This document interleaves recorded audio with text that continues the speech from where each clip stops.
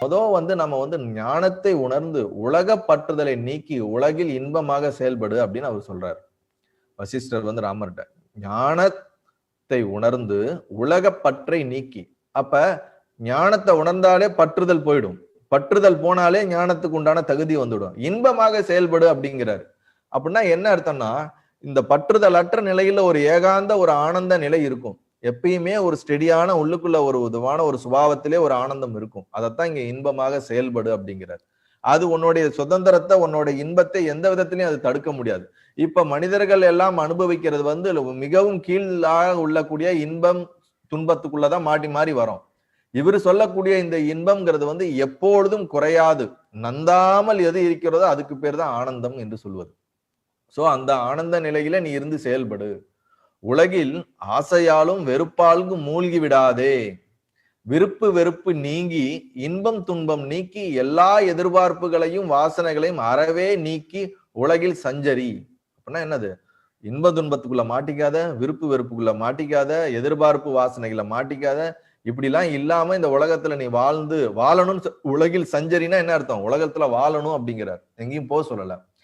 அதனால நாம் இதை புரிந்து கொள்ள வேண்டும். எந்த உணர்வோடு அங்க வசிஷ்டர் எடுத்து சொல்கிறார் அப்படின்னு. அது மட்டும் இல்ல, இவர்கள் என் உறவினர்கள், இவர்கள் என் வேறானவர் என்ற குறுகிய மனப்பான்மை வைத்துக் கொள்ளாதே. ரொம்ப அருமையான ஒரு வார்த்தை. இவர்கள் என் உறவினர்கள், இவர்கள் வேறானவர்கள் என்ற குறுகிய மனப்பான்மை வைத்துக் கொள்ளாதே என்று சொல்றார். இந்த விஷயத்தை அவருடைய லைஃப்ல பின்னாடி பார்த்தோம்னு வச்சுங்களேன், குகன் ஒரு வேடன், புரியுதுங்களா? அதே மாதிரி ஜடாயு இவர்கள் குலத்தில் பிறக்காத, ஆனா அவரை தன் சித்தப்பாவாக ஏற்றுக்கொள்கிறார் ராமர் ஒரு காலத்துல.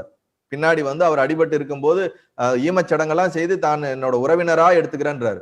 விபீஷணனை தன்னோட தம்பியா எடுத்துக்கிறேன்றாரு. குகனை தன்னோட நண்பனாவ என்ன பண்றாரு? எடுத்துக்கிறாரு. சோ இப்போ ஒவ்வொரு காலகட்டத்திலையும் பார்க்கும் பொழுது தன்னுடைய பிறப்பாலோ அவர்களுடைய வாழ்க்கை தரத்தாலேயோ எந்த விதத்திலும் யாரையும் வேறுபாடு பார்க்காமல் இங்க சொன்ன வார்த்தை அங்க வாழ்ந்திருக்காருங்கிறதுக்கு அதுதான் அர்த்தம். என் உறவினர்கள் இவர்கள் வேறானவர்கள் என்ற குறுகிய மனப்பான்மையை விடுன்றார். அந்த மாதிரி குறுகிய மனப்பான்மையை விட்டதுனாலதான் எல்லாத்தையும் அரவணைச்சு போனார். ஏன் ராவணனையே கடைசியில ஒரு நாள் நீ இன்று போய் நாளை வான்னு சொல்லும் போது அந்த ஒரு மனப்பான்மை யாருக்கு வரும்? இந்த சத்தியங்கள்லாம் உள்ள போனனாலதான் அங்க அது வெளிப்பட முடிஞ்சிச்சு. சோ நம்ம இதெல்லாம் புரிஞ்சுக்கணும். இவர் சொன்ன எல்லாத்தையுமே அவர் லைஃப்ல எக்ஸ்பீரியன்ஸ் பண்ணி அதை அப்ளை பண்ணி அவர் வாழ்ந்திருக்காரு. அதை நம்ம எடுத்து கரெக்டா அதோட மேட்ச் பண்ணி நம்ம பார்த்து நம்மளும் நம்ம லைஃப்ல நம்ம எடுத்துக்கணும். அதுதான் இங்க ரொம்ப முக்கியமான ஒரு விஷயம்.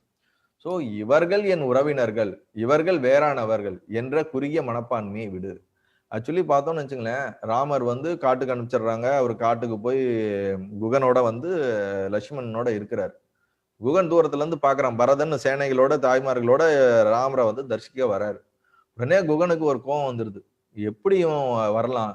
எல்லாத்தையும் காட்டுக்கு அனுப்பிச்சுட்டு இங்க ராமரை அவன் வதம் பண்றதுக்கோ இல்ல அவருக்கு ஏதோ தீங்கு நடக்கிறதுக்கு தான் வரான்னு ரொம்ப கோவத்துல நான் என்ன பண்றேன் பாருன்னு அவர் குதிக்கிறார்.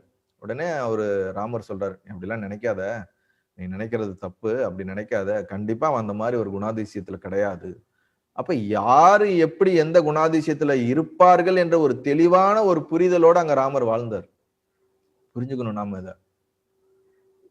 ஆக்சுவலி அவருடைய வாழ்க்கையே ஒரு மிகப்பெரிய ஒரு சரித்திரம்ன்றத நம்ம எல்லாரும் படிச்சுட்டு இருக்கோம். அவர் பெரிய மகா பிரபு. ஆனா அதை நம்ம லைஃப்ல எடுத்துக்கணும். புரியுதுங்களா?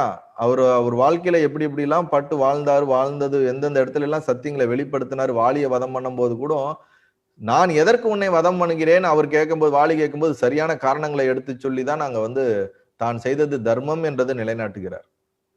தனக்கு 1000 துக்கங்கள் வந்தாலும் வருத்தங்கள் வந்தாலும் அதை எல்லாத்தையும் தனக்குள்ளேயே போட்டுக்கொண்டு அதை கடந்து மற்றவர்களை ஒரு இன்ஸ்பிரேஷனோட அவங்க லைஃப்ல எடுத்துன்னு போய் அவ்வளவு கஷ்டத்துல லாஸ்ட்ல கடைசியில போய் என்ன பண்றாரு?